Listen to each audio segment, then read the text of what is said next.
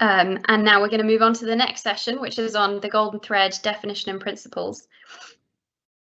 And our first speaker is going to be Vicki Reynolds. So I'm going to hand over to you, Vicki. Excellent, thank you, Ruth. I hope everybody can see me and hear me. I realise my face is edging out of that circle there, so I'm going to try and awkwardly push myself back in. There we go. Excellent. Right, so bear with me 1 second while I start my presentation. So I'm going to talk today about the golden thread definitions and principles. My name is Vicki Reynolds. I'm the Chief Technology Officer for an organisation called i3PT. We essentially are obsessed with improving quality in construction through the use of independent inspectors and verification of work. We also have a series of tools in our platform Cert Central to use information management, analytics, data, essentially workflows that determine clear lines of responsibility and checking that tasks have been completed and completed to the right level and verified by the right people. So that sort of is my day job. I also do a load of really cool stuff with some very awesome organizations. You can see them all there. You can probably check my LinkedIn profile if you want to learn more about what I do with each of them. But why I'm here today is because of the work that I'm doing with the Building Regulations Advisory Committee for the Golden Thread with the Department of Levelling Up Housing and Communities, which used to be MHCLG in the UK, which was the Ministry of Housing, Communities and Local Government. And basically, it's all about the golden thread and the legislation for industry that will be developed to support that concept. So let's kick into it, right? In her report, Building a Safer Future, Dame Judith Hackett recommended that a golden thread of digital information should be introduced to industry to address problems with key information not being effectively stored, managed and available throughout the life cycle of a building. And this golden thread would better enable the right people to make the best possible decisions at the right times to design, construct and operate their buildings more safely and effectively.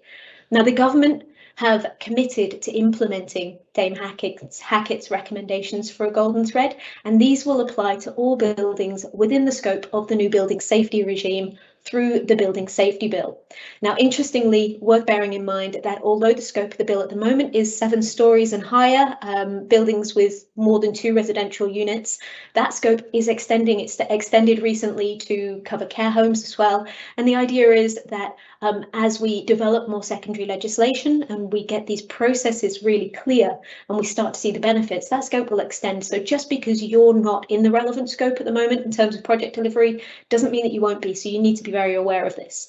And what happens in the new bill is it puts legal duty on duty holders and accountable persons, so essentially building owners and clients, to create, obtain, store and share information about their building and ensure that information is maintained even through changes in delivery teams, software platforms and building ownership throughout the life cycle of that building, which is a very interesting change. Now, what exactly is a golden thread? So the summary definition has been released by MHCLG, or the Department of Levelling Up, and it is determined to be the golden thread is both the information that allows you to understand a building and the steps needed to keep both the building and the people safe now and in the future. Now, the really interesting thing about this summary definition is there's been a lot of talk around the scope being very wide. How can one essentially the phrase cover in its definition both the information, so the deliverables, and the steps needed, so the process as well. And I've thought about it quite a lot, and personally I think it's exactly the right way to go. We need this primary legislation and the definition associated with that to be broad, so that the secondary legislation, the guidance and everything that we do from there is covered from a legal standpoint when we start to develop the process as well as the information. So we need it to be encapsulated in this definition. And also we don't want this to be a checkbox exercise. It's not just here's this information in this format, therefore I can tell you that I am building safe compliant. The fact is this legislation has to enforce people to take more responsibility about the buildings that they are getting built and the buildings that they are building and the buildings that they're living in as well. So it's really about people taking responsibility. Fire safety, building safety, structural safety is essentially everybody's responsibility. So the full definition is, it comes in 7 parts. You'll be really pleased to know I'm not going to read out all 7 right now. They really just expand on that summary definition. But I would say use the internet. Go find the expanded definition for yourself. You can either just Google golden thread definition, and there you go. It'll come up in one of the first search options, or you can go to the government website directly, and you'll find the BRAC Golden Thread report, which details the summary definition, the full definition, and all of the principles. Now, these are the principles in short form. The report itself expands on that as well, and goes into more detail about what we actually mean by these statements. But essentially, the principles of the golden thread are that it must be accurate and trusted. It must result in residents feeling secure in their homes, which is interesting. It must support culture change. It must be a single source of truth. It must be secure, improve accountability, be understandable and consistent, be simple to access, easily maintainable and shareable, and be relevant and proportionate. Now, hopefully those principles are recognisable to you, because essentially it's everything that we've been pushing for in information management and BIM for years. So this isn't anything that's going to judder all the work that we've been doing. It's fully in support. It actually puts a legal accountability on people to produce information and manage information in a way that we really couldn't have dreamt of up until very recently. Now, basically, we need a significant and immediate industry ownership and culture change if we want to successfully implement a golden thread. And a culture of building safety must be positioned at the forefront of information management, both throughout the life cycle of the buildings that we're building, but also embedded within our organisations. So to prepare for this change, individuals and organisations have to absorb and understand the definition and the principles of the golden thread, and consider ways in which this can be implemented across their projects and throughout their work. So some key things for consideration when assessing your preparedness would be, am I and my organisation capable of clearly specifying information requirements relating to fire and structural safety to a potential supply chain? During procurement, are there processes in place to properly assess tenderers' competence for delivering the necessary fire and structural safety information on time and in a specified format? So not just can I tell people what I want, but now can I also assess that they'll be able to deliver that? Have I done due diligence when it comes to competence? And then the same for part 3. Then once you've procured people throughout that building life cycle, are the skills and appropriate technology in place within my organisation to check that information provided by a supply chain meets all of my information requirements? And is information stored in a secure yet searchable format and accessible to the right people at the right times? Now, hopefully we're sat here going, you know what, for most of those, the answer is yes. And if that's right, then the next step is to ensure each item can be evidenced. And this is where we go a step further. So ready for engagement with the building safety regulator, because we don't know how they're going to ask you to evidence compliance yet, but it won't be a basic checkbox exercise. So you'll have to show competence and consideration for these new requirements in a way that satisfies a new building safety regulator that you've thoroughly considered the way that you collect, manage and share fire safety information. And whilst it's acknowledged that this is going to take years to embed, this is going to be a full catalogue of changes across the whole of the built environment industry. But it is essential that those who will need to put in place a golden thread, which we've already established might eventually be everyone, for their buildings, understands what is required now and begin to prepare for their legal duty to provide it. So this is putting legal duty on people to deliver information management in a better way. Now, the golden thread not only facilitates a clear understanding of a building now and in the future, but it also plays a key part in the wider digital transformation of the built environment, which will deliver economic growth, better public services, and help lower carbon emissions and create greater sustainability. So in short, the golden thread doesn't sit in isolation, but it forms part of a broader... 2 minutes left. No worries. Sorry, as I was saying, in short, the golden thread doesn't sit in isolation. It forms part of a broader national ecosystem of digital and data-centric tools which harness the power of data to deliver benefits to everyone. So if you're not going to do this because it saves lives, then at least do it for things like economic growth, for being more sustainable within your organisation, but also in the environment around us, and also getting the benefit of better public services, not just the ones that you build and create, but the ones that you use. So that really is it from today. It was a bit of a whistle-stop tour, but that's because ultimately the golden thread is relatively simple in principle. Now we have the hard part, the figuring out how to deliver it. So I'll leave it there and look forward to talking more, getting some questions in a moment. Thank you very much. Thank you very much, Vicki. Really interesting talk. Our next speaker is going to be Clive from Plannerly. So I will hand over to you. Thank you.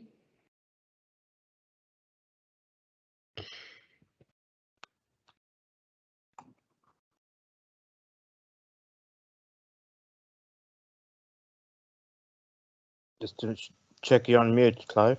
Okay. Yeah, let's try now. Can you guys hear me? Yeah, all good. Perfect. Thank you so much. So we heard from Vicki that it's all about treating information like it's gold. However, us as an industry, we have a bit of a problem. We treat information today in silos and we throw that information over the wall, even important things like this. And it's a culture thing. We live on this blame and we hide behind change and confusion. But everyone on projects needs information. And whether it's a team that is digging, they need to understand where the water table is, or whether there are obstructions, for example, or if it's a concrete team and they need to know what type of concrete or how much rebar, or what the mix is, or how much cover they need to add.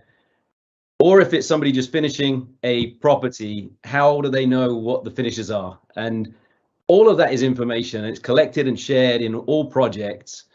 But what happens at the end, as we see quite often, is that maybe we'll get a key and we'll get some binders handed over, maybe a memory stick and a BIM, a model if you're lucky. But what happens at that stage if we need to replace a bathroom tile, for example?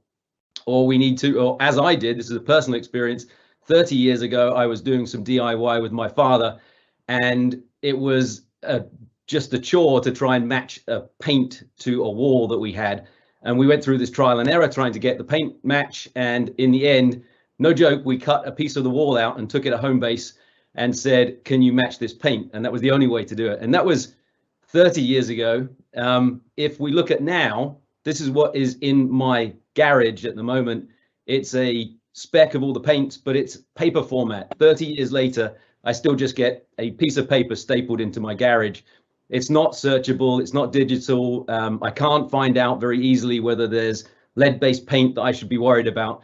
So that's a personal frustration, but it can be if we manage poorly, if we really don't manage the information in a much more strategic way, it can be tragic. And we saw that things like the Grenfell tragedy occurs when we potentially don't manage information. We could, if there's failures in cladding, failures in doors and closers and a whole bunch of other things, and advice given. What can we do better? And in Florida, we saw the same thing where we've got misinformation management, maybe could have avoided a devastating building collapse. And the whole principle behind this is, how safe do we feel? How safe do we feel in our own homes? And that's what, as Vicki was saying, the report raised these consumer problems, but it's investigation into a broken system. And all of the challenges that we had led to say that we need to manage it digitally. So this fit for purpose handover of documents in a digital format, and that whole life cycle of the information and record of the asset as it goes through every person that has a duty of care. And that's from the person that thinks about it to the person that manages it for the tenants in a building or a resident in their own building. They need to feel safe. They need to have this digital record that they can understand. So BIM for us, we talked about BIM all day. BIM is an enabler for this digital record, but it's just asking for BIM or asking for BIM and Kobe or asking for even a digital twin. It's not going to get you there. We need to define the requirements much more clearly. And BIM can be a great conversational artifact when it's there. And this is a great example showing where we think about access passage or egress, or whether there are active or passive systems installed to protect against fire. Really important to understand what the wall external materials are, a whole bunch of different things. You have fire ratings of all the different products involved in the building. But how do we capture these requirements? How do we capture it before there's a model created, and how before that information is created? Well, thankfully, we're starting to have a real alignment with standards and being able to define a purpose and define requirements and get clear processes and requirements around this, so that using the ISO 19650, I've heard this quite a lot today as well, using this as a workflow, we can all talk the same language, we can all procure in the same way, we can have a unified approach for all types of properties, all types of assets, all types of organizations. And that's great, but when we follow this workflow, sometimes it can feel like a lot of resources, a lot of documents, a lot of information to manage, whether we're creating OIRs, PIRs, AIRs, EIRs, pre-contract, pre-appointment BIM execution plans, master information delivery plans. All of these different things are critical documents, but they are challenging sometimes to manage. And what we see is that sometimes it results in a bit of a tangled mess. There's lots of really good gold in here, but it's difficult to manage. And just because it's digital doesn't mean that it's useful. So we asked, what do we need to do? What should we do about this? And how can we manage a better workflow? How can we stay compliant with ISO 19650 workflows? How can we manage information in a better way? And we said, what if we had a framework that supported all of these different important pieces and put a process together and kept them all together from the idea, from inception, right the way through the building life cycle? And if we could have this as a golden thread and a really strong, a structured, stable, secure, a management framework that made it easy for all of those stakeholders, wherever they are in that workflow, and it supported everyone to make it a lot easier, a lot more simple, seamless in that series of handovers and the contract requirements, and being able to, for everyone from the owner, the architect, the engineer, contractor, etc., through all project stages, how could they have a better experience? Inside of this framework, we would need strong templates. So a bunch of templates supported by 200 plus companies around the world, continuously developed and free of charge. We would clearly define purpose requirements and need to group all of those important documents, those resources in one place with security. We would need to have clear responsibilities and requirements, and whether it's the geometry, the documentation, information requirements, all in the same workflow to be able to define exactly what those needs were. And then we also would want to contract for those agreements. So we'd want to do business faster. We'd want to filter the database for requirements and get an e-signature on the specific contract requirements per appointment. And then we would also want to collaboratively manage those tasks and support lean workflows so that we have an understanding of the best. Let you know you've got 2 minutes left. Thank Perfect. You. Hopefully I won't need it. And when we integrate that approach, we will be able to have the specific set of data requirements and the deliverables in the same place to be able to verify and fully audit and have an audit history of all of the changes and everything, every decision that has gone on from the start to the finish. So this golden thread of contractual obligation of compliance, it must be managed. And that's really the point that I'm sharing, trying to convey, is that when you put together the ISO 19650 workflow and all of the steps, the teams, the tender requirements through appointment, etc., there's a lot of people that are involved, and we need to be able to go through these steps from setting up what the requirements are to finding out who might be able to fulfill those requirements to being able to assign somebody and contract somebody and then walk them through right the way to closing out a project and learning from it. And that is what we are looking to support and achieve with Plannerly. Don't plan late, but plan early. And that's really where we as a team, we look and we get out of bed every single day to try and support this and delight clients with simple, and to share 3 resources at the end there with you. If they are things that you might need, there are some links on there. First of all, to the images that we shared, and then also to webinar series that is lighthearted and hopefully something that will help explain the ISO 19650 workflow to other teams. And if you want to get in touch, there's my email. Thank you, Ruth. Thank you very much, Clive. And I think we're going to move on to our next speaker, Stephen Hamill from MBS. So over to you, Stephen. Hi, can you see my screen, Ruth? Yep, I can see that great. Yeah, so hi everybody. Today we'll have a look at the golden thread from a specification point of view. My name is Stephen Hamill, Innovation Director at MBS, and quite active on social media, so please reach out, drop me a message, connect with me after the presentation. So a really nice introduction from Clive and Vicki, so I won't say too much about like introduction of the golden thread, but great website there, a golden thread report that gives an overview of it. In terms of my small involvement, I lead one of the subgroups on the L&Q MHC LG Golden Thread initiative that pushes information into the BRAC group that's defining the golden thread. So there's a little chart of that on that GovUK page. I'd like to just have a look today at the 3 gateway points and concentrate specification side of things, which is the subgroup I'm involved with. So you've got one gateway point, which is planning gateway 1, fire statement, which is part of the planning submission.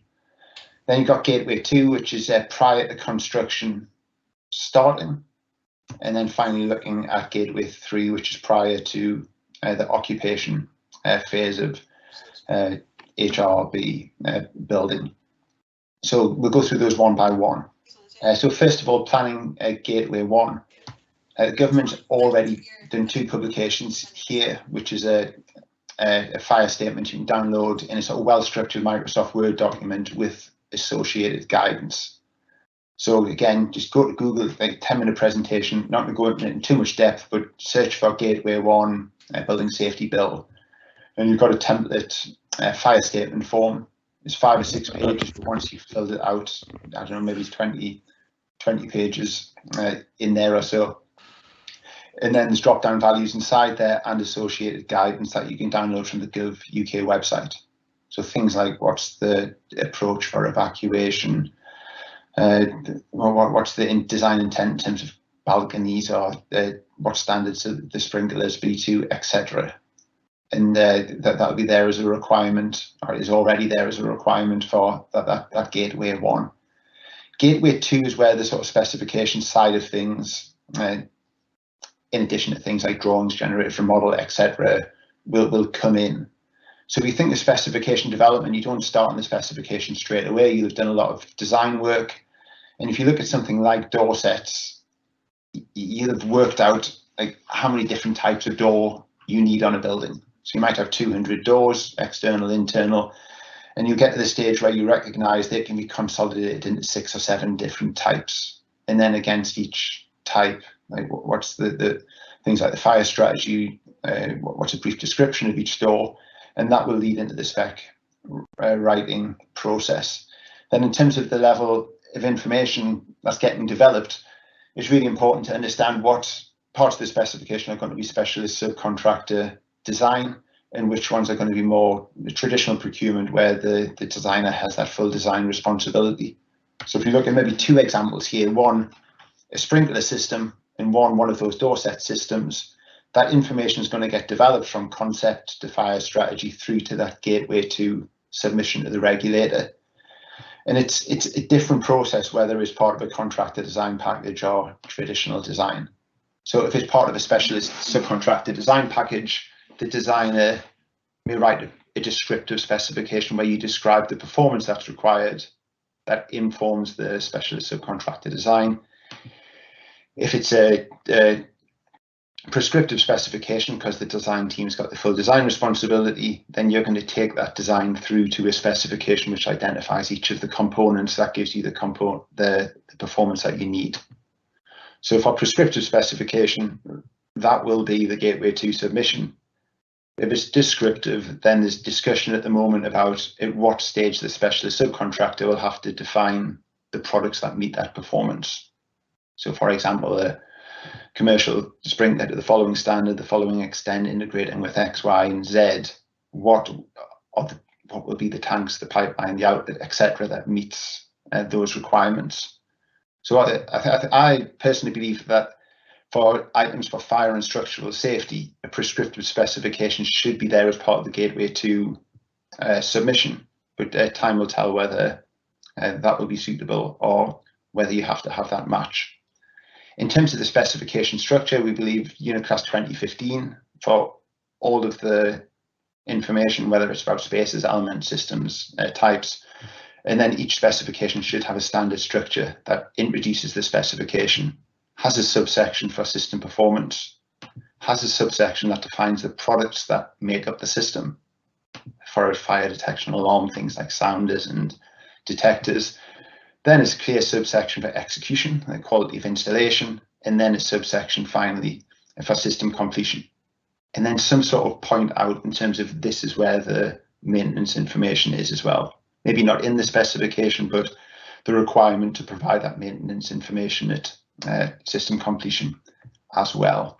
And whether you're looking at a door set, a structural steel frame, a sprinkler system, that same structure for every single specification of a system. A big topic, could talk about this for half an hour, product specification.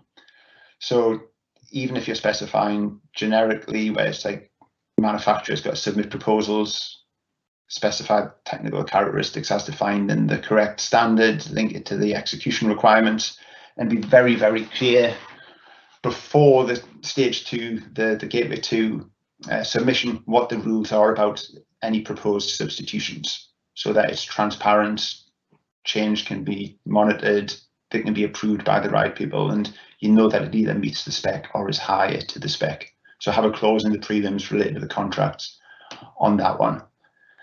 Okay, then the building gets built, you hit the gateway 3. The first thing on gateway 3, I think, is making sure that it's not just the products themselves, but the quality of installation that gets tested.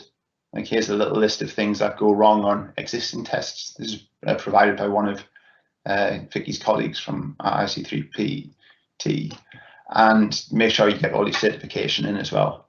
So again, it's not just about saying this is what's required, this is how it should be installed, but give us the evidence that the products meet the spec and the installation is to the certified quality as well. And then finally, I think when you're heading that gateway 3 prior to occupation, and this is true for the things like the drawings and the models as well, schedules, but in terms of the specification, just looking at here, that you've got a record of all those changes. And those changes have all been submitted to the common data environment, and you're following the UK BIM framework. So you can see things like what was the suitability of this, what was the revision, who was the person that issued it, the classification, what was the date, etc. So all of those decisions are made in a transparent, clear, digital audit trail following standards. So I've probably done a 45-minute presentation in 10 minutes there. If you're interested in this topic, I really suggest you open Google and have a little search around and find out more. It really is a critical subject for anyone involved in information management, designing, building, and operating buildings. So if you're going to maybe have 2 places I'd say to find out more, the GovUK publications. Don't just go to like a software vendor and like some marketing page on Golden Thread. There's the fact sheets, and there's also the Golden Thread report from BRAC that Vicki signposted.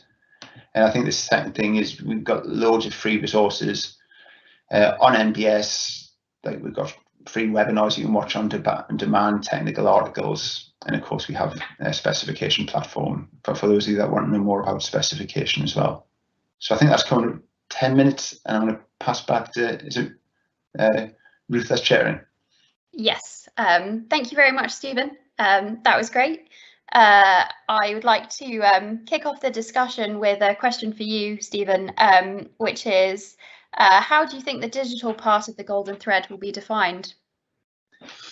Yeah, that's a good question. First of all, I'd like to apologise for getting I3PT wrong. So I think I said about 2 C's and 2 3's in there, but yeah, I3PT. But yeah, the fact sheet covers that quite well, I think, as does the draft building safety bill. But I think first thing is, will it be digital? Yes, it will. That question's there in the frequently asked question. It has to be a digital golden thread. The next thing is, will they mandate any specific software? No, they won't. So it's not going to be something like the planning portal or the tax self-assessment where everyone's got to go through the same bit of online software. So with that in mind, I think there's got to be a set of requirements around standards, things like standards on process, standards on classification, standards of any data structure, like a high level, like here's the metadata about the building at different stages. And then you can use any software package or combination of software packages you want, as long as the regulators satisfy that it meets that process and those standards. So that's what we know so far, and we'll find out when the guidance on the secondary legislation comes out. I did notice there was one line that said there's a duty for all stakeholders to ensure they have suitable digital systems in place. So there's going to be a bit of a judgment call there, but that's what's out there in the public domain at the moment. Cool, thank you very much. Then I've got a question here for Vicki. Can the recommendations from the Hackett report on the golden thread also have benefits when applied to infrastructure projects, and how might that differ? Yeah, 100%. It's purposely written as a high level set of recommendations, and it basically, the Hackett report just says we must be better at managing information to ensure that the right people have the right information at the right time to make the best possible decisions when it comes to fire safety and building safety. So I think I've lost the feed. No, we can still hear you. Oh, you can still hear me. Oh, good. Well, that's awkward, but for me, not you guys. Yeah, essentially, it's just all about better information management to allow people to make better decisions. That is right at the centre of the Hackett report, and so 100% it's applicable to infrastructure. It's applicable to any type of building work or operations of any type of building asset or entity. Cool, thank you very much. Then I've got another question here, which I think it was probably for all of you, but maybe Clive could start. Will there be a comprehensive list of systems and products that are relevant to fire and structural safety? What a great question. I'm probably the wrong person to answer that one, but you would hope that there are at least guidance on what should be focused on first. But I think, so our view is that there are so many golden threads of information. There are obviously important fire and building safety that are the top of the list, but there are so many other stakeholders in the building that really care about information. And so it's mostly about purpose and defining that clearly at the start, and then making sure that you have a way of requiring, tracking and managing and verifying whatever that thread is when you're on the project. But maybe, yeah, Vicki, Stephen, you can jump in as well on the, if you know something. Yeah, I mean, you definitely always avoid specifying specific tools. I think it is my opinion, wherever you can.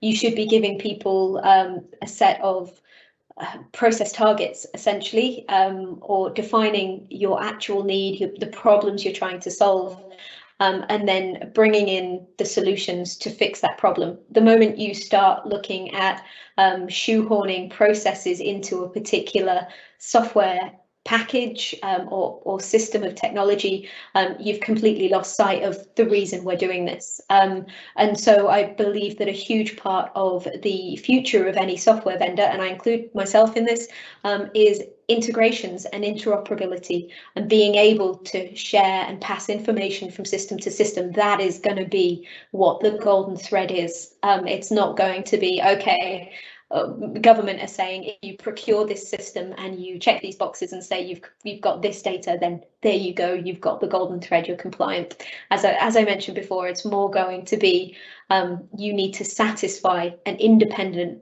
verification expert or an expert independently verifying that you are appropriately and sensibly managing information in a way that doesn't put anybody at risk and means that everybody can access the right data at the right time. I keep saying it, to make the best possible decisions.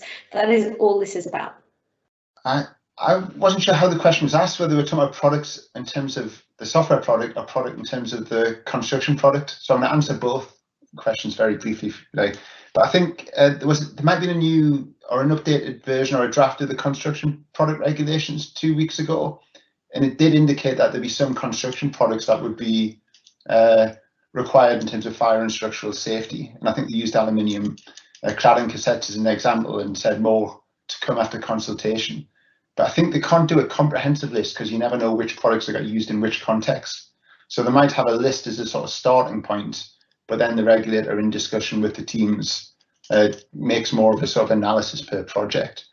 From a product point of view, software product, I think what they did with the part 5 of the PAS 1192 was they introduced the Cyber Essentials certification scheme and Cyber Essentials Plus for the verified version. And it would be interesting whether something like that, like some third-party certification scheme for software platforms, common data environments, that sort of thing gets introduced, where you can have it's like a bit of a sort of BBA or a BRE certificate, but for software as opposed to a product. So we'll see. Yeah, to jump on the point about APIs, that's where the integration comes between software to ensure that flow of information is, and then it's standardizing the APIs. I mean, that's the web of information. It's only golden and only a thread if you really connect all of that together. So there are, lots of things that can be done, but making sure that it is done in a way that's the least amount of effort for all of the vendors as well is also important. Thank you very much. That was a great answer. Then I've got a question here for Stephen regarding entities classification. It's quite a long question, just to warn you. How would you manage the complexity of classifying composed entities as doors when modeled just as one entity? Also, how would you manage multiple types of composed entities with slight differences without generating an enormous quantity of classes?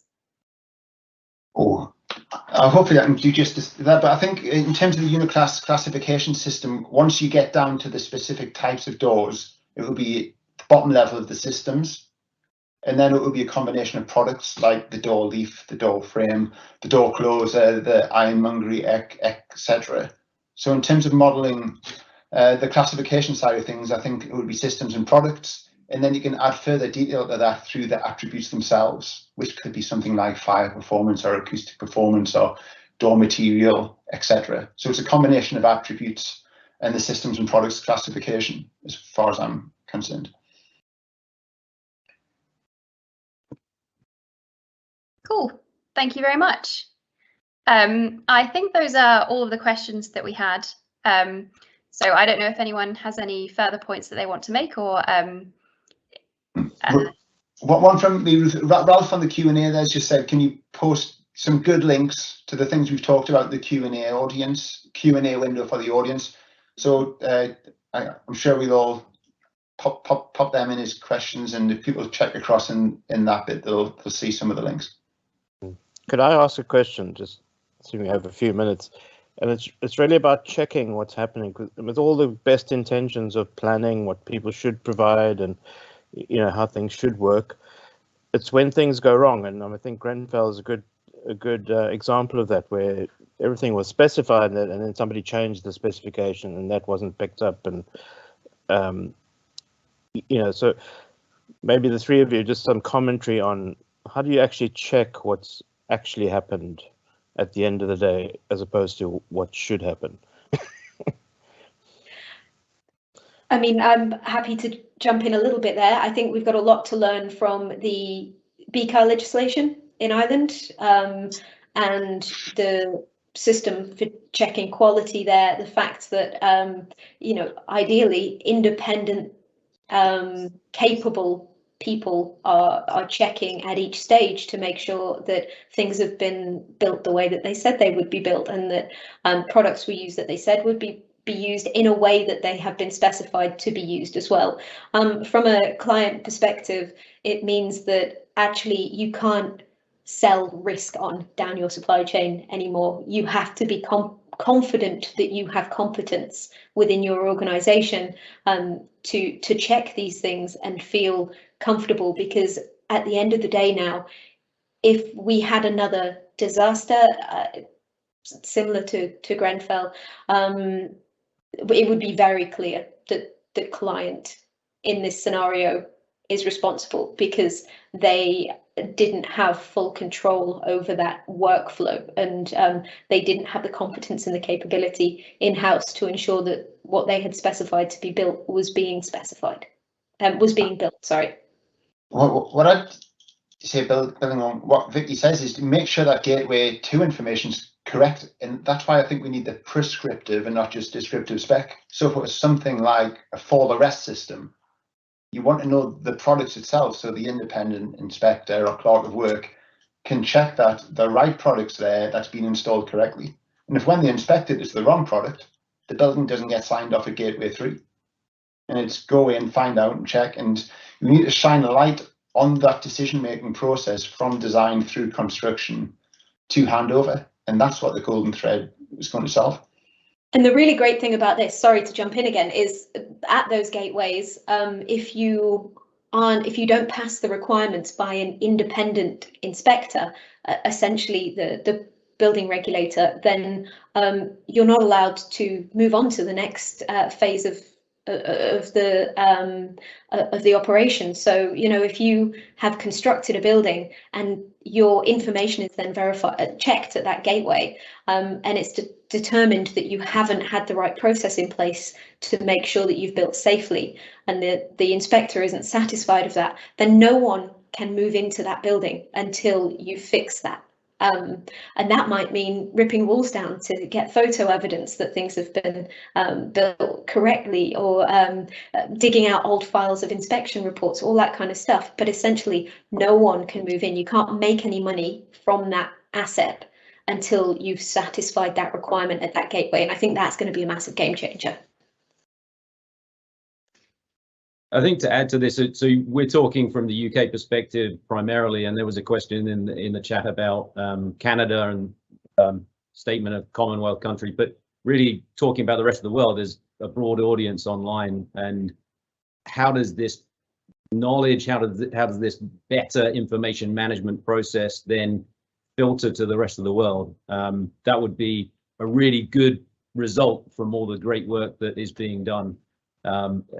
Yeah, so this is kind of my question to you guys as well. Have you seen, is there work being done specifically to make sure that that is happening as well?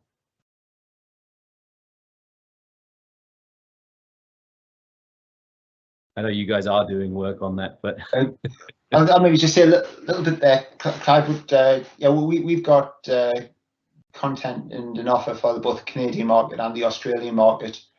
And the specifications have got different classifications, slightly different structure. But if you take the North American spec structure, master format, it's 3 parts, where the first part introduces the spec, the middle part's around materials and products, and then the final part's around execution and workmanship. And I see no reason why the principles in the Building Safety Bill, the Golden Thread, the UK BIM framework, or the 19650, the ISO level, can't work around the world. It's just good process and good practice.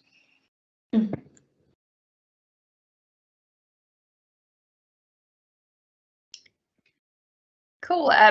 I wonder if we have maybe time for one last question. There's just a few that have popped up. So I'm going to go ask this to sort of everybody.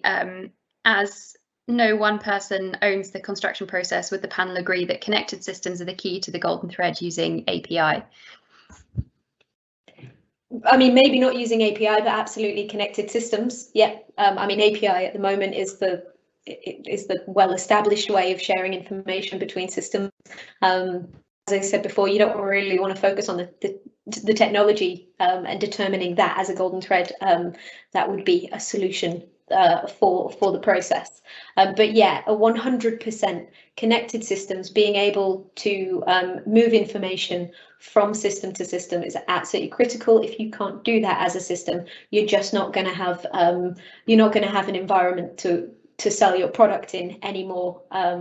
Because if it's not from the gateways or from design to construction to operation, it's scenarios where there might be contract changes or new suppliers brought in, or even a new client, someone else takes over as the developer of a building. And at all these points, you need to be able to shift information from one set of users to another set of users, either within the same platform or within a new platform. So yeah, absolutely. I think the important thing is something as important as building safety is when it comes out, it's got to be sort of usable by the mass market today, and not in 3 or 4 years when we have this API and this data structure, then we'll solve it in the future. So I think the truth of it is that the existing standards allow it to work. And if you've got a 3D modeling tool and an online CDE and you've got to export it manually and then upload it manually, that will be good enough. If software companies then make that smoother in future, their software will get bought more because of the API integration than the ones where you've got to do things manually. But what we've got to be really careful about is defining something that wouldn't it be great if they do this, this, and this, because you're always looking at the horizon. Let's get something out there that works today and then keep on improving.